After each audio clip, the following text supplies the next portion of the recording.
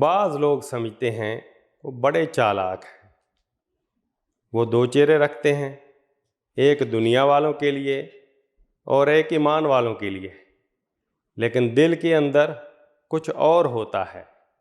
وہ زبان سے رب کا نام لیتے ہیں، لیکن دل میں ان کی انکار کی جڑیں گاڑ چکے ہوتے ہیں۔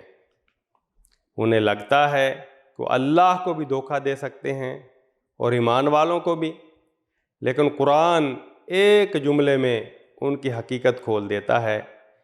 وہ اللہ کو اور ایمان والوں کو دھوکہ دینے کی کوشش کرتے ہیں، حالانکہ وہ خود کو دھوکہ دے رہے ہوتے ہیں اور سمجھتے نہیں۔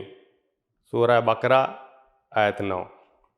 یہ وہ آیت ہے جو سب سے بڑے خسارے کی خبر دیتی ہے کہ انسان خود فریبی میں ڈوبا ہوا ہو، اسے لگے کہ وہ بچ نکلا ہے، جبکہ حقیقت میں وہ خود کو تباہ کر چکا ہوتا ہے۔ ایمان کا لبادہ اوڑھنا آسان ہے، لیکن اس کی سچائی دل میں ہونی چاہیے۔ یہ آیت ہر اس دل کے لیے ہے جو خود کو جاننے کی کوشش نہیں کرتا اور صرف دوسروں کو دکھانے کے لیے جیتا ہے۔